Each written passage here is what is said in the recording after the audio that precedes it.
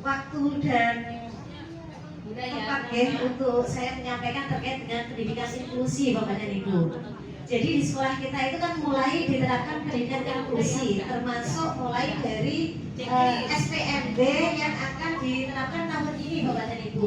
Nanti kita akan mendapatkan kuota, akan mendapatkan anak yang berkebutuhan khusus atau disabilitas tertentu. Oleh karena itu ada beberapa hal Bapak dan Ibu yang harus saya sampaikan dan saya sangat mohon kesempatan bagi Bapak dan Ibu terkait itu Bapak dan Ibu. Seperti kemarin saya sudah ada bahasan terkait dengan data-data dari anak-anak yang mengalami disabilitas atau berkebutuhan khusus yang ada di kelas-kelas. Ini untuk sementara yang saya analisis masih 2 anak, yaitu anak yang ada di kelasnya Bu Uli dan anak yang ada di kelasnya Bu Lia. Jadi ada atas nama Nur Aisyah dan atas nama Eli. Dia mempunyai beberapa ciri-ciri meskipun belum dinyatakan secara pasti dia memiliki kebutuhan khusus tertentu. Tetapi dari data-data yang saya dapatkan itu Bapak dan Ibu tidak serta-merta data dari observasi atau asesmen saja Bapak dan Ibu, tetapi dikuatkan oleh DPUI. Salah satu DPUI yang menguatkan itu ada yang namanya literatur abu-abu. Literatur abu-abu itu adalah sebuah tulisan Bapak dan Ibu yang tidak dikeluarkan oleh akademik secara langsung. Dia bisa dari artikel, kemudian bisa dari dokumen, atau dari sumber-sumber tertentu yang menurut kita nanti kalau dianalisis ternyata masih bisa dijadikan bukti karena datanya masuk dalam sebuah analisis lab, skornya tinggi. Demikian. Baik, ini yang dimaksud dengan literatur abu-abu ya Bapak dan Ibu. Dari slide yang pertama ini tadi ada yang pertanyaan kan Bapak dan Ibu? Ya kan ya? Saya harap juga Bapak Ibu sudah bisa memahaminya. Selanjutnya, bagaimana sih pendidikan inklusi dapat meningkatkan pelayanan dan kesempatan belajar bagi anak berkebutuhan khusus di sekolah kita yang reguler seperti ini. Nah, yang pertama Bapak dan Ibu, bagaimana meningkatkan kesempatan belajar yang setara. Jadi anak-anak itu mempunyai keterbatasan, misalkan yang Nur Aisyah ya, punya keterbatasan dalam hitung-hitungan.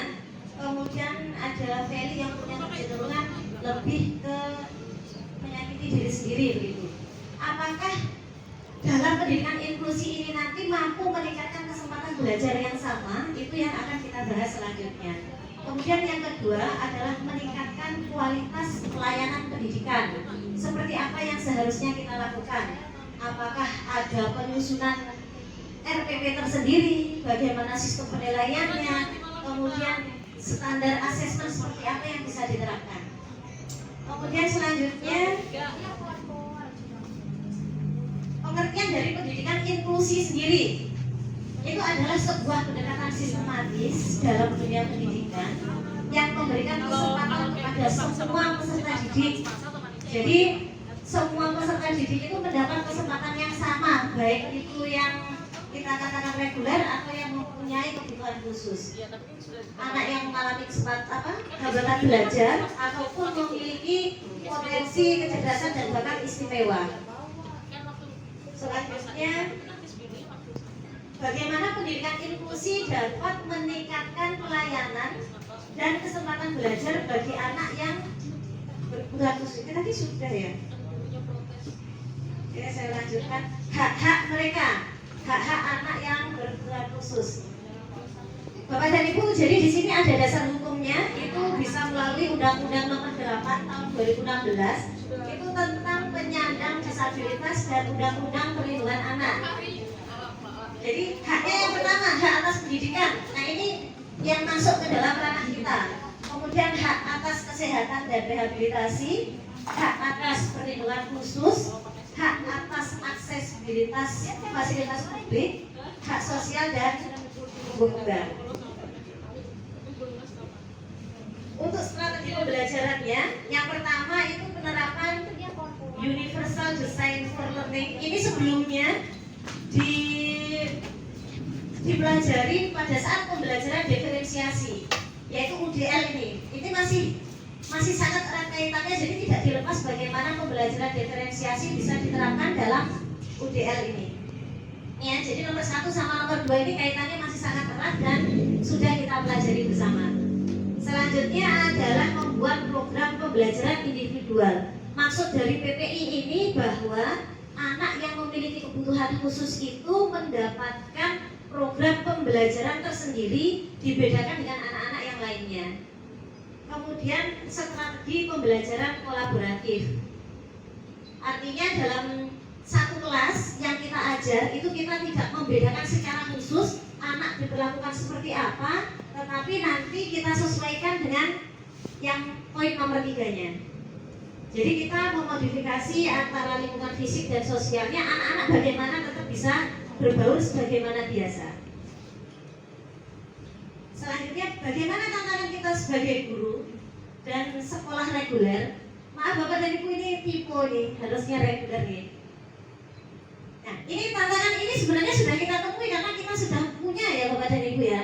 Seperti kemarin Bu Tia sudah menyampaikan di rapat ya Bu Tia ya, merupakan tantangan bagaimana kita menghadapi anak-anak tersebut ya di matematika ya Bu. Ya, misalkan seperti itu. Saya kurang tahu bagaimana yang ngajar di kelas 10 di kelasnya Pak Heri Susato. Saya mendengar ada juga kemarin disampaikan, cuman saya belum tahu secara spesifik itu kita mengalami tantangannya seperti apa. Tapi umumnya guru-guru yang masuk ke dalam kelas, di mana kelas itu anaknya berkebutuhan khusus, itu mempunyai kompetensi yang masih minim pengetahuan kita bagaimana mengatasi anak-anak yang seperti itu. Dan perlu sekali kita menerima pelatihan tentang itu. Bapak dan Ibu, kemarin sore kepala sekolah menyampaikan kepada saya kalau kita akan mendapat bantuan dari pendidikan khusus dan pelayanan khusus. Sekolah kita menerima bantuan sebesar 25 juta untuk penyelenggaraan BIMTEK agar guru-gurunya mampu menangani anak-anak berkebutuhan khusus ini dalam 4 periode. Bagaimana itu nanti di teorinya sampai di praktek mengajarnya seperti apa itu. Tetapi belum turun, masih proposalnya masih baru diajukan insya Allah hari ini. Makanya beliau hari ini nggak ada. Kemarin saya tuntaskan ini dan itu ada tim-tim juga yang diterjunkan. Itu kemarin masih dalam bentuk BIMTEK-nya Bapak dan Ibu, belum fasilitas-fasilitas yang lain ya. Karena kalau kita lihat sekolah kita ini kan masih kurang secara sarana prasarana. Misalkan di sampingnya koperasi itu masih ada parit yang belum tergabung. Misalkan itu anaknya memerlukan memakai kursi roda atau anaknya memakai apa seperti ini, itu kan kesulitan. Kemudian kalau anak tunanetra bagaimana, apa fasilitas yang diperlukan, kita kan masih belum punya ya. Oke, jadi ini contoh-contoh tantangan guru yang dihadapi. Selanjutnya bagaimana metode pengumpulan data? Itu datanya ya ada data lokal yang bisa kita ambil dari setiap kali kita pertemuan di dalam kelas itu. Kita lakukan asesmen baik formatif, bagaimana, apa fasilitas yang diperlukan, kita kan masih belum punya ya. Oke, jadi ini contoh-contoh tantangan guru yang dihadapi. Selanjutnya bagaimana metode pengumpulan data? Itu datanya ya ada data lokal yang bisa kita ambil dari setiap kali kita pertemuan di dalam kelas itu. Kita lakukan asesmen baik formatif maupun sumatif. Kemudian teknik analisisnya ya tadi membaca literatur, bisa dari data yang kita miliki kita perkuat lagi dengan artikel ataupun jurnal-jurnal ilmiah yang dikeluarkan oleh Scopus dan lain-lain itu Bapak dan Ibu.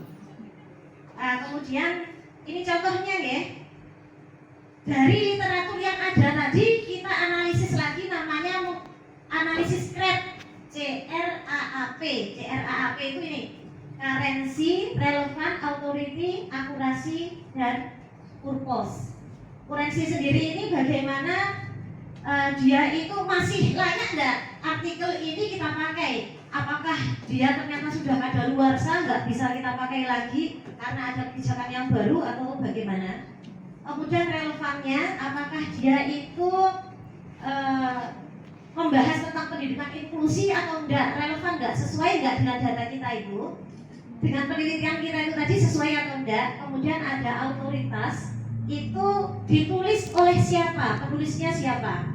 Oke, selanjutnya ada akurasi, itu menggunakan teori atau referensi ilmiah atau data-data apa yang disajikan di dalam artikel tersebut. Kemudian tujuannya itu apakah memberikan pemahaman atau solusi dalam pendidikan inklusi, ataukah dia hanya berupa iklan-iklan aja. Oke, Bapak dan Ibu, terima kasih untuk sementara. Sampai di sini. Nanti kalau ada pertanyaan-pertanyaan yang perlu disampaikan, saya persilahkan.